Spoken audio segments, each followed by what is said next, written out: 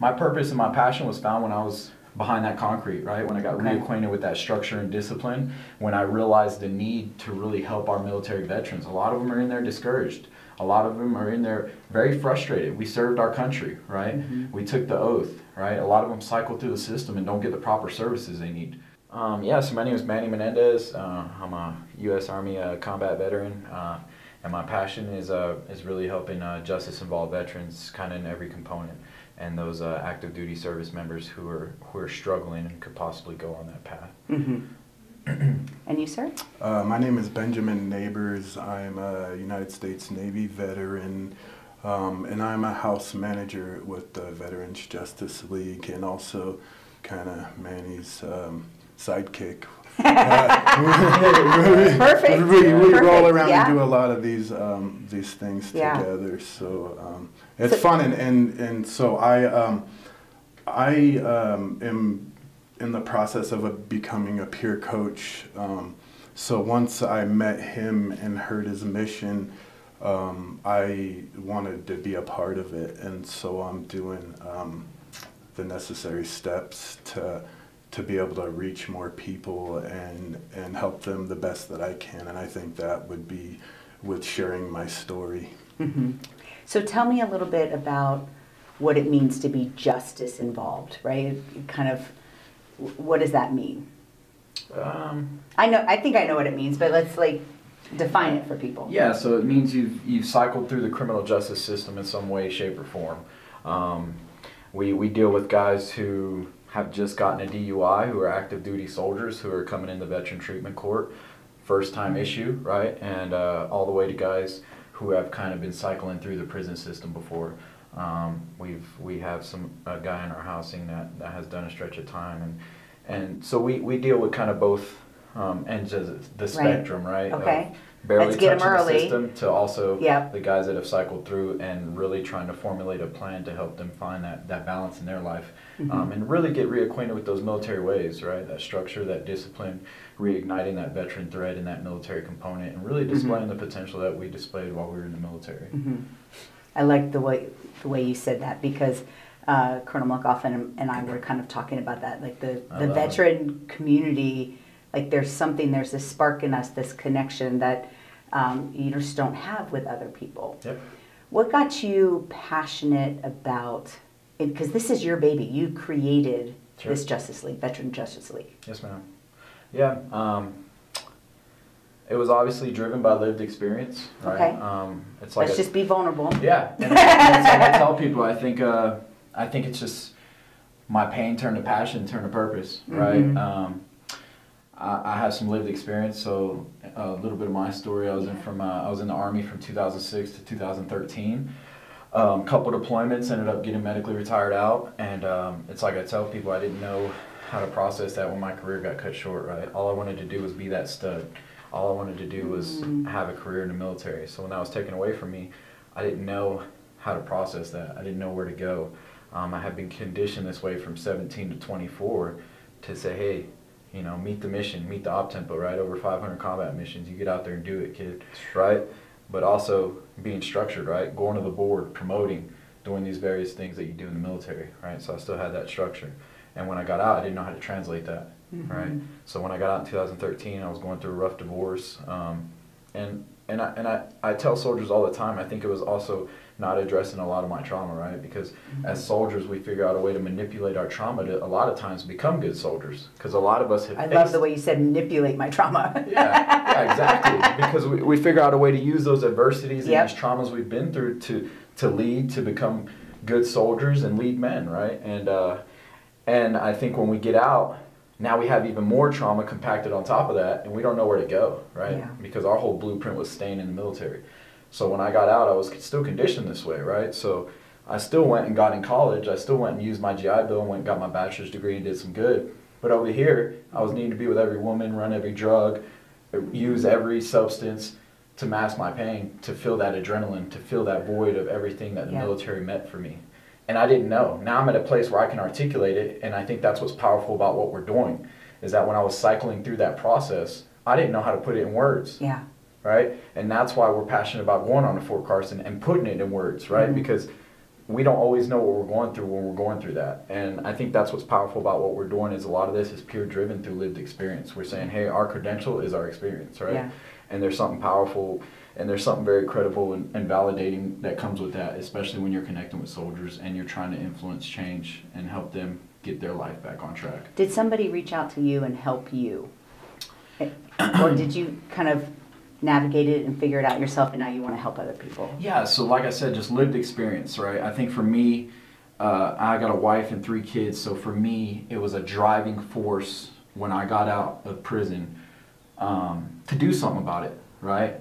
You got a lot of people that complain and do these different things, and I think a lot of people get scared, right? Because you're not challenging these systems, but you're seriously trying to make some serious changes in them, right?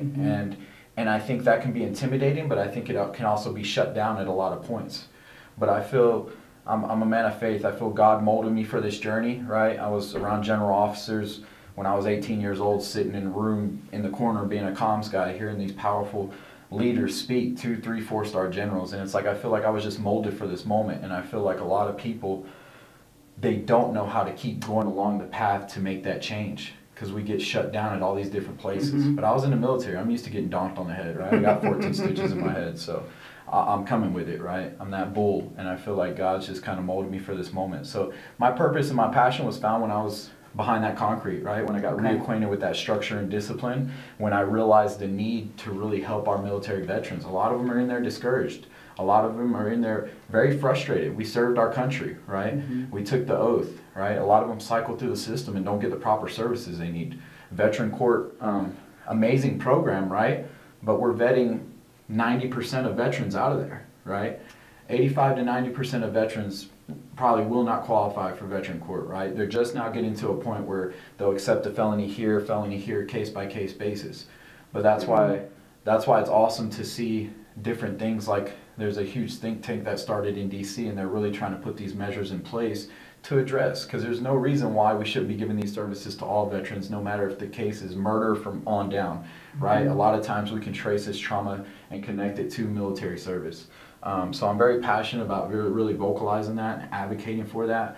But it's like I said, I found my purpose because my family went through this pain, and I saw a lot of veterans on the way along my journey in my almost 5 years in prison in county jail in a lot of pain, right? Not having a voice, right? So I needed to figure out a way to really amplify those voices in a positive manner, which is the work we're doing on Fort Carson, but also hopefully work with legislators to impact and make impactful change for these men and women. I can literally feel your passion. I love it. I love it. And you're almost out of your seat with passion about this, and that's exciting. And you're gonna really help a lot of people.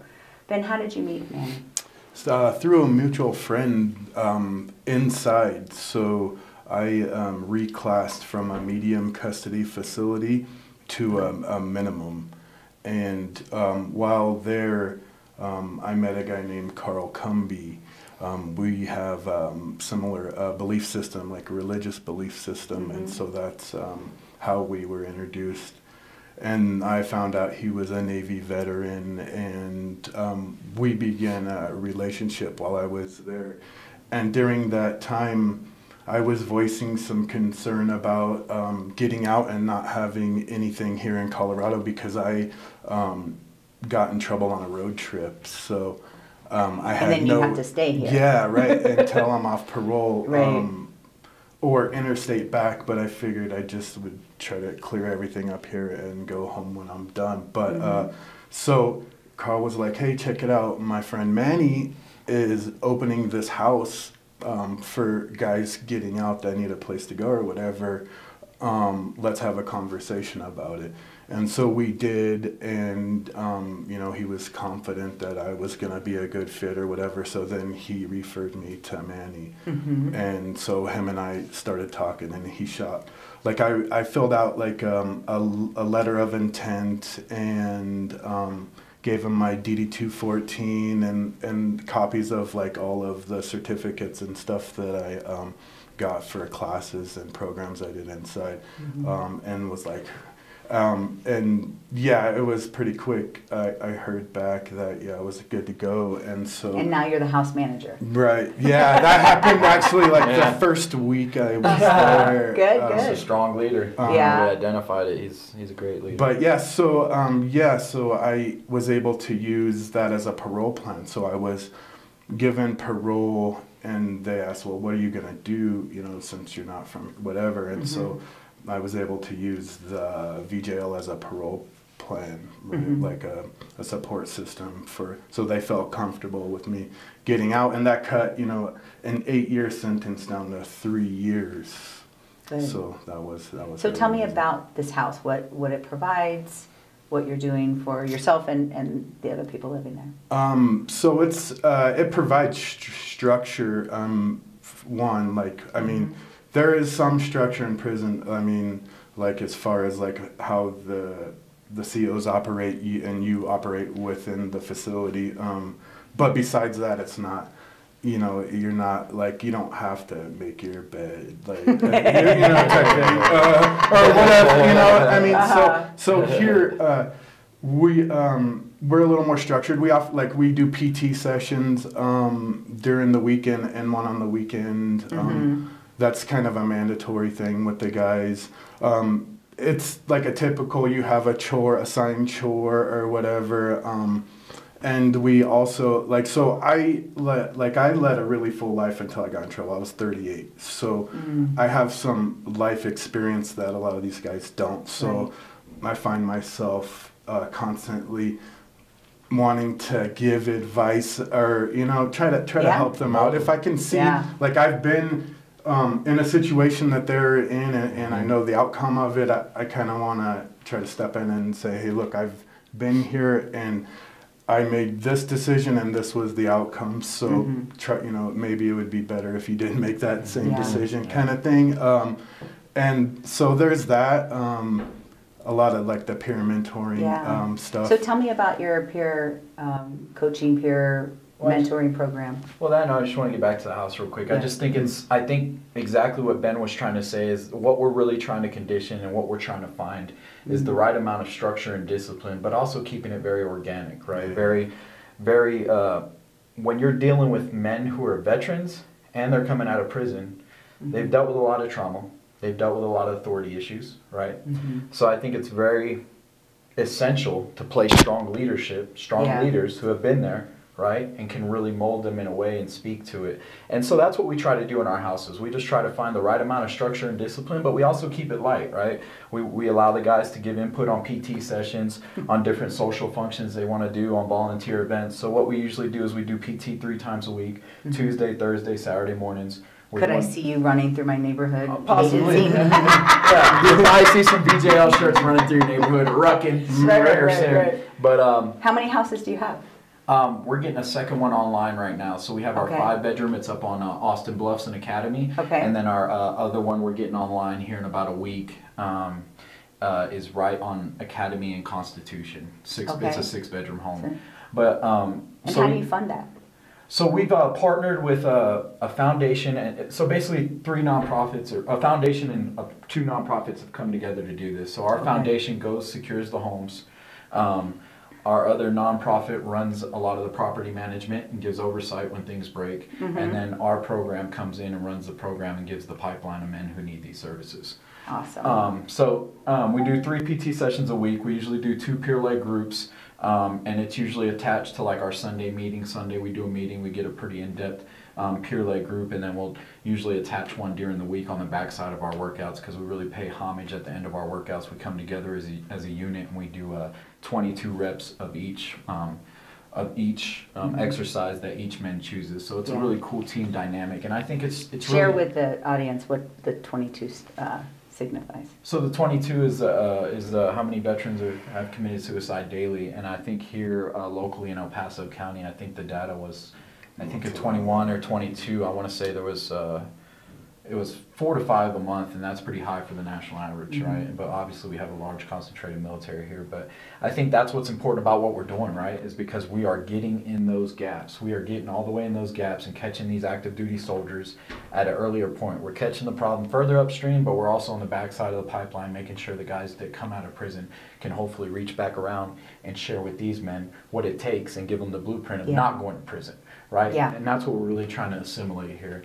And go ahead, Ben. I mean, there's also a lot of opportunity to give back. I mean, we do a lot of, so far, like, we did like a toy ruck for the Children's Hospital, and that type of thing, or handing out food at like a food bank for people, or at Mount Carmel, or things like that. Yeah, because it's easy to get, you know, wrapped up in your own problems, and it's nice to see that, you know, and reaching out. That's one of the military values, right, that we fall away from, that purpose, that selfless service, right? And that's what we're telling these men. So bi-weekly we do a volunteer function. So if any of you guys have volunteer events for our men to come to, we'd love to know about them.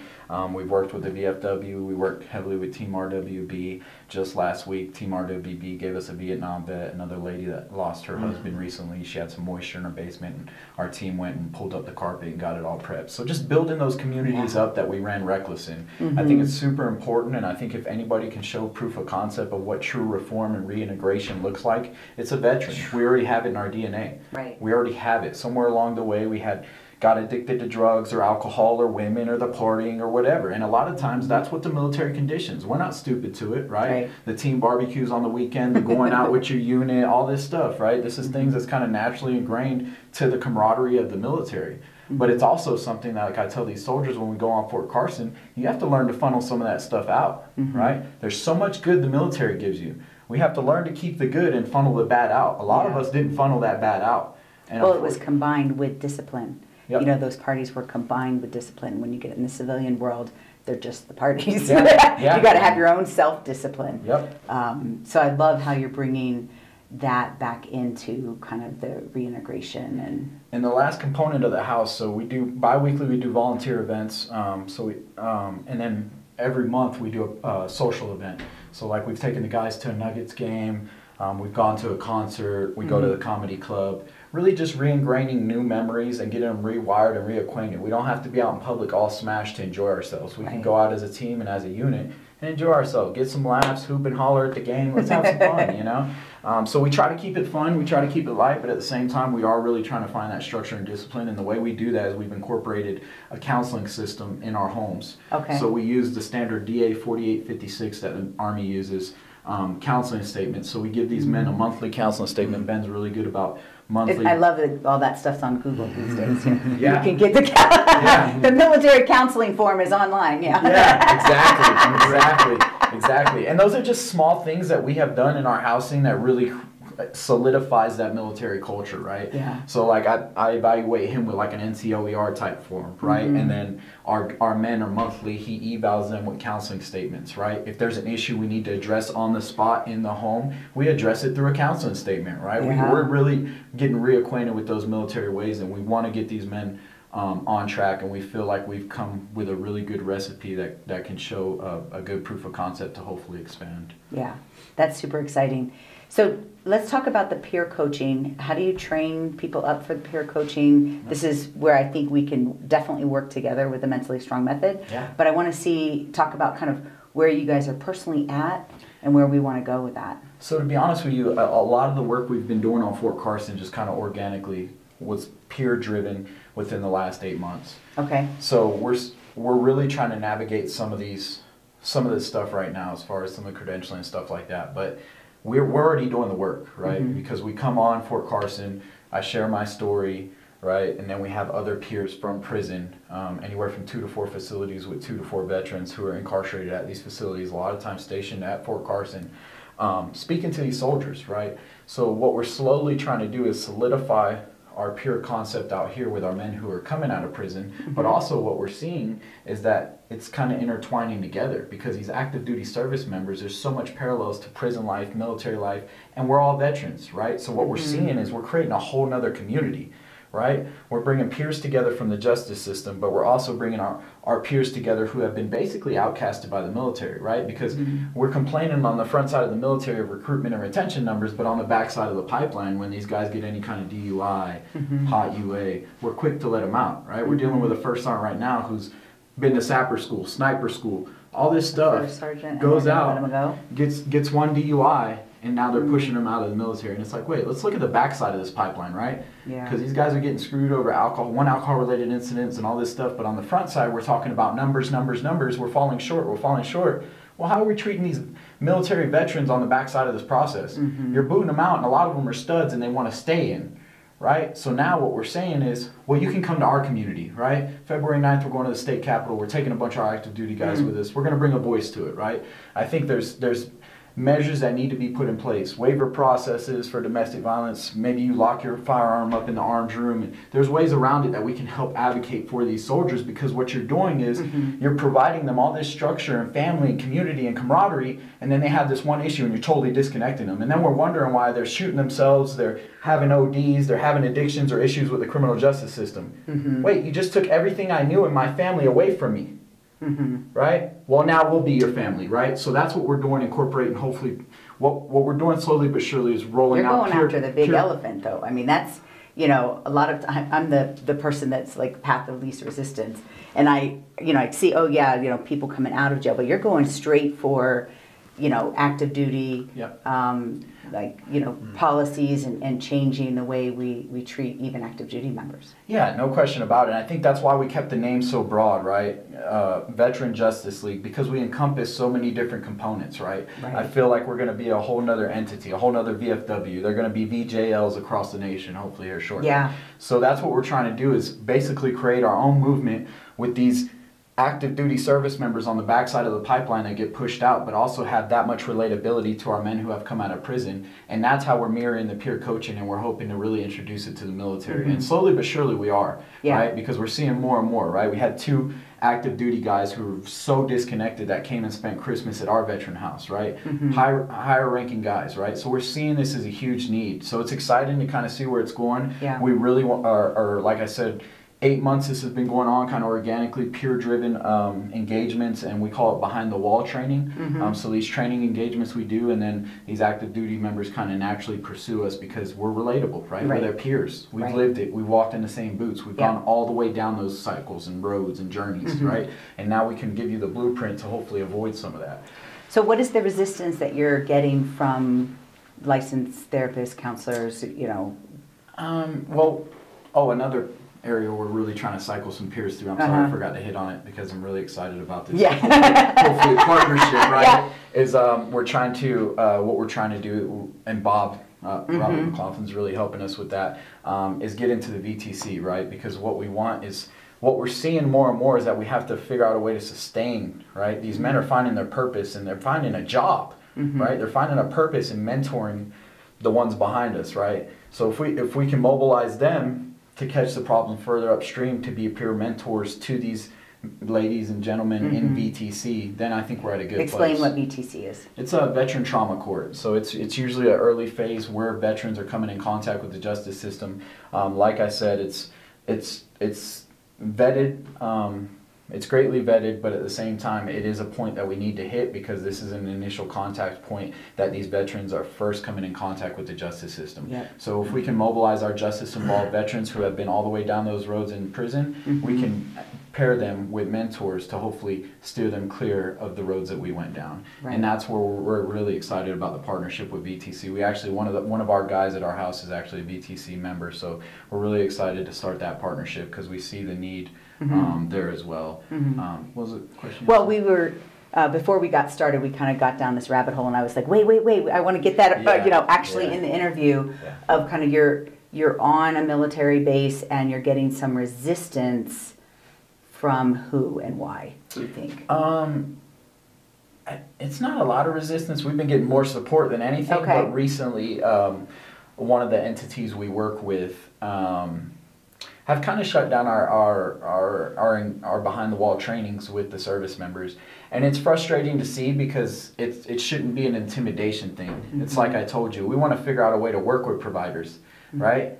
just because I'm telling you we should have a whole nother entity to the behavioral health system, and that should be peers attached to these behavioral health systems, it doesn't mean I'm trying to take your job.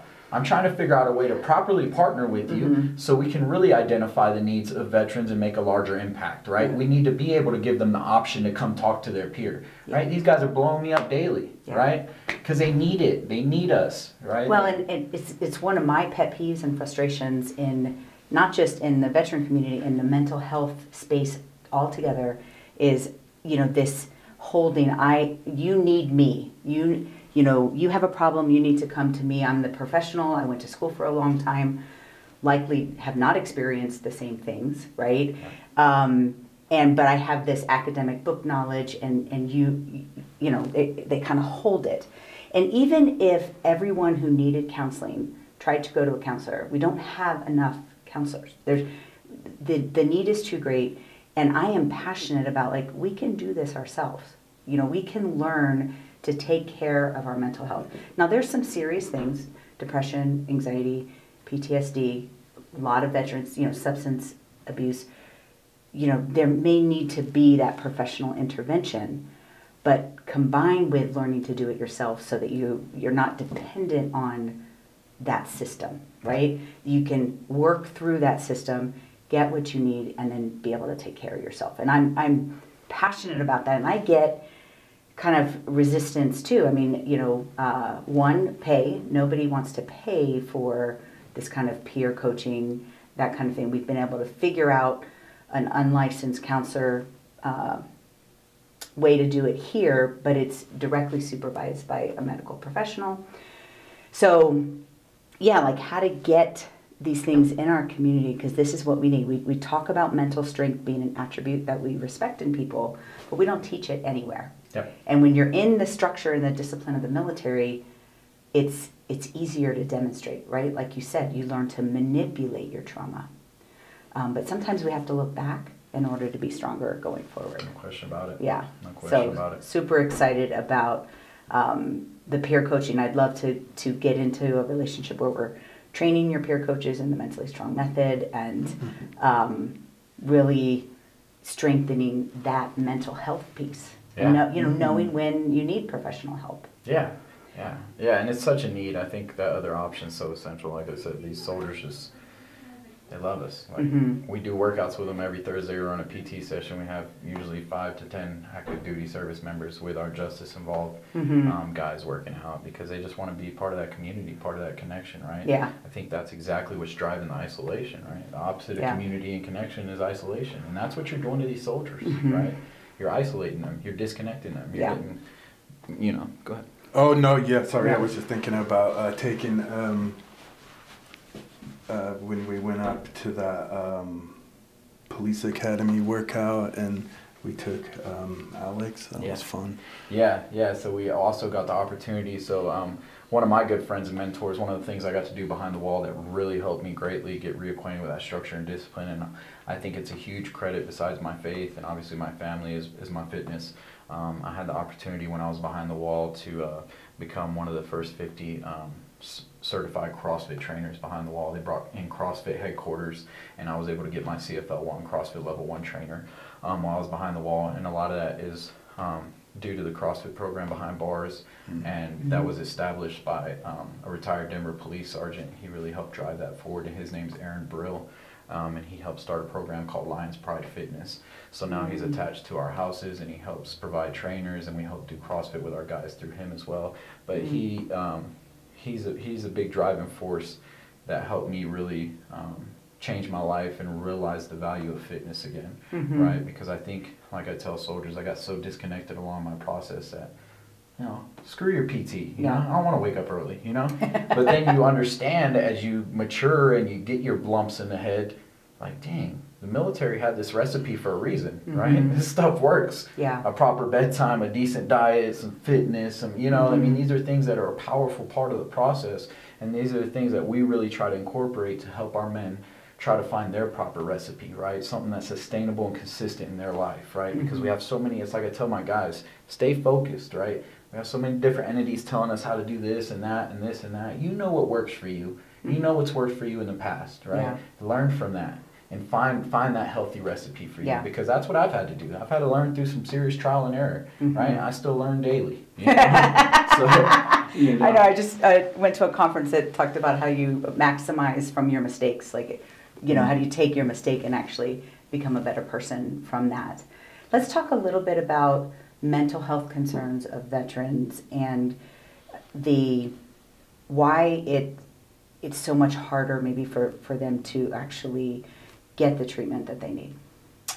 I think it's just super ingrained in that culture, right? And I think that's what's very hard about navigating our men sometimes, right? Because that culture's been re-ingrained through prison, right? And I think it's very hard when you're asked to stay strong for so long, right? And then you're telling me to revive these things that have laid dormant inside of me for so long. Like, well, let's redefine strength. Yeah. Because, you know, I think, and especially this is more true of men, is that they have this kind of compartmentalized idea of what strength is. Like, I'm going to put this in a box, and I'm going to put it away. Put this in a box, and put it away. And what I often see with PTSD with military men is that there's actually some childhood trauma. No question. And they've manipulated it. And they've put it in its box, and they have succeeded. But then everybody has a breaking point. Everybody, right? And so then you go into a combat situation, you re-traumatize, you keep volunteering for more, right? Because and you get to that breaking point, and then all those boxes open. And so it's not just that one event that happened, you know, in combat. It's all the shit you never actually dealt with. Pushed down, right? Because we had to keep that. We had to keep that strength and that facade, and that's what I'm saying. It's an extra layer, especially dealing with men, you know, who are coming out of prison, dealing with our incarcerated syndrome and these various things where they've had to sit idle and be strong, and you know, it's working. You're gonna love the mentally strong method because it's not about getting mushy. It's okay to, like, you know, identify. We help identify.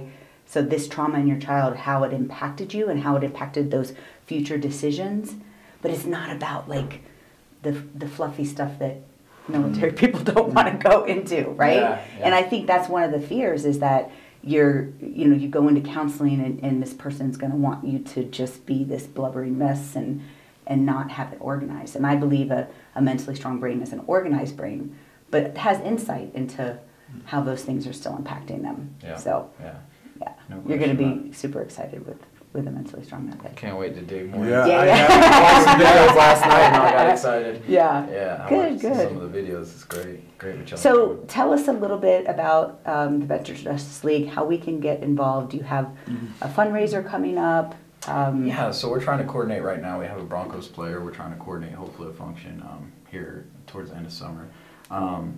But right now, just our website's veteransjusticeleague.com. And we'll have that in the description. Yeah, okay. And we have a Facebook group, Veterans Justice League. You can keep track of a lot of the functions and stuff we're a part of there, and we're trying to come up with a distro where we can make a newsletter. But we're formulating all this. We're all guys that have just come out of prison. They're freaking navigating this beast, you know? So we're getting it going as it comes, and it's pretty cool to see the partnerships and how receptive the community has been, because I think they're understanding we're really filling the gap and we're standing in it, right? Yeah. And we're in the trenches, we're doing the work, so we're really excited to see where it goes.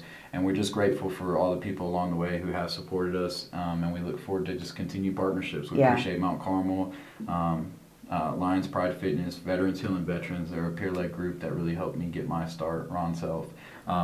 But just great people along the journey, right? My family, all the people we work with in DOC, the staff's been really receptive to a lot of the stuff we're doing. We have a huge prison in-reach coming up this Monday. We're going to the prison. We're going to be dealing with the veterans, briefing them on the program, getting them some pizza, just hanging out with them, spread some hope, right? So definitely connect with us. All our information's on our website. Reach out. We love bringing active duty. We love bringing veterans. We love bringing more resources into the prison. These men need it. And we love learning about new things that they can tap into by way of their service. And if any veterans that want to come work out with us, want to come PT or come to the Phoenix and do a workout. Okay, so you're partnered with the Phoenix? Yes, the Phoenix is another one. Great. They've been great with us. So, if they want to come and join, get a hold of us and we can do that. Cool. And if anybody needs any resources too, like we have like a resource folder. So if there's any veterans struggling with anything, we can help point them in the right direction. You know, Perfect. That's a big part of the peer coaching or whatever, is having those resources. Yeah. And we'll definitely get on that list for mental health concerns for Right. your people, for Yeah, sure. Yeah. for sure. Yeah. And I think that's key, right? I think it's just educating vets, right? I think especially in our demographic of guys getting out, and they don't always know, right? They're ignorant, and a lot of times they've had to sit, stagnant. So it's about working out the cobwebs and educating them and getting them back to that place where they were at when they were in the military. Yeah. So this will go on YouTube, but it will also go on our resource page that with the link and all of your information and things like that. So. Awesome. Can you tell me about the mentally strong process? So like right now I'm doing like the CCAT. Is that what it's called? CCAT. Yeah, that's what I'm doing right now. What does that stand for? Peer training. The peer training. I forget what it stands for. I don't know. It's like Serenity, the SRC Academy, like their whole, it's just the beginning of. But so how does yours work? Like, how do you train? So I'll give you a book to take home and just start to look through. So the Mentally Strong Method is a process where it combines a quick psychoanalytical, like what in your past is still impacting you.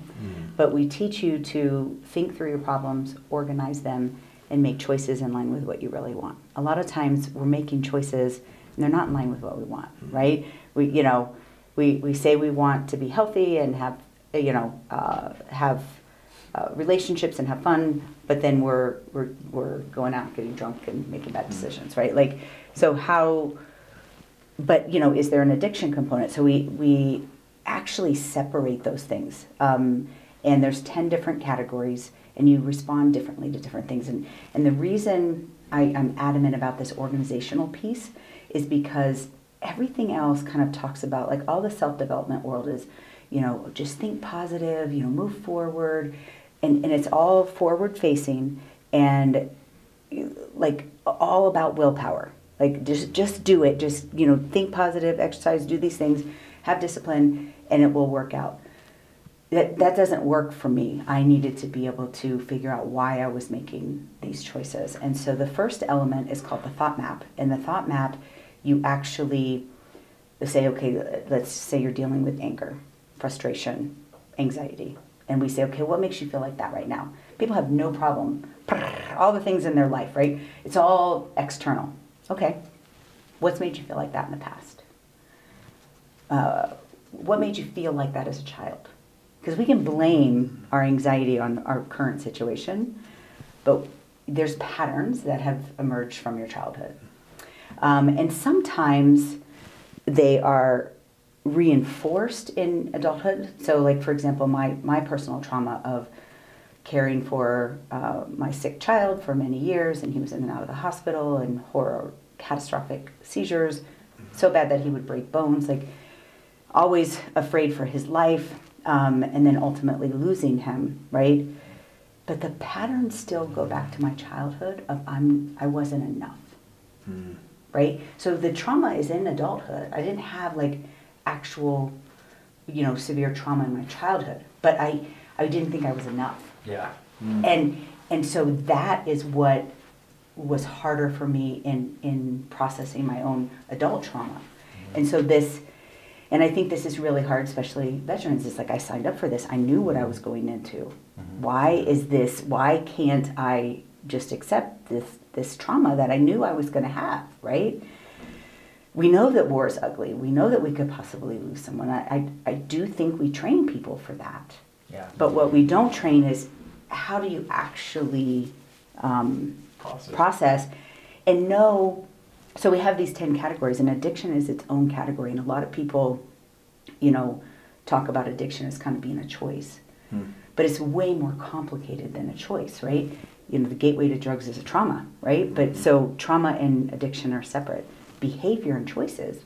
Where did you make choices that maybe either re-traumatized you, kept going into, So it separates it so that you can just, acknowledge, where you contributed but you can also acknowledge your trauma.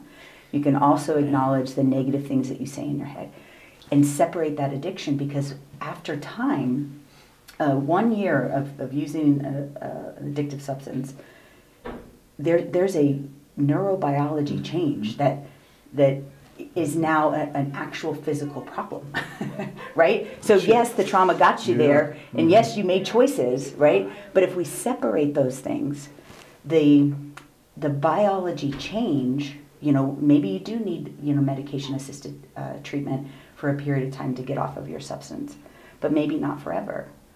And, addiction's a whole nother thing, but I have, one of my other pet peeves is the step one of I'm powerless. I do believe in a God. I do believe that God is there to help us, but I also believe in our own power. And when we say those things to ourselves, that's actually negative self-talk. So I know that so many people have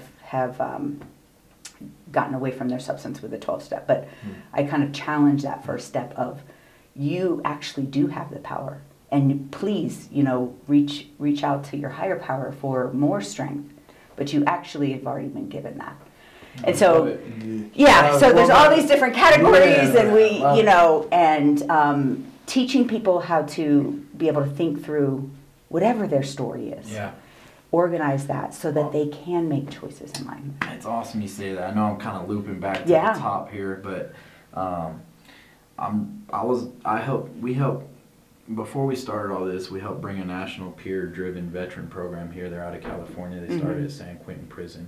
My good friend and mentor Ron Self started a program called Veterans Healing Veterans, and we incorporated it here in the DOC system, and they still run part of the curriculum, but very effective curriculum, one of the very powerful things I've done while I was in there. But we started it in 2020, and basically, like you said, what it is it's approved by the American Psychiatric Association, but what it is, it's a curriculum for veterans, and what we do is it's a narrative approach. So what we do is we start at the top, right? We address the first traumatic event in our life as a child that we can remember, and we put it on paper, and it becomes tangible now. It becomes a thing, right?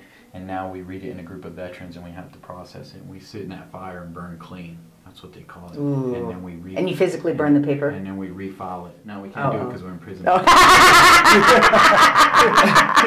I'm like ready to put that thing on fire. You can now. But you can do some of those things. We process it the right way, and like you're saying, really identify some of those intimate points that we can identify. So it was a very valuable process in my time in, and I'm very grateful for that man, and I'm very grateful for his program. So I love what you're saying, because there's so many parallels to that what we were doing. So it's awesome. Cool. Yeah, I look forward to. We'll get that next meeting. Bring all the guys in. We'll do like a teaching session. Yeah, I'm good. That'd be great. Yeah, we'll coordinate, get them in here. Cool. Yeah, thanks a lot for having me. Yeah, we hug.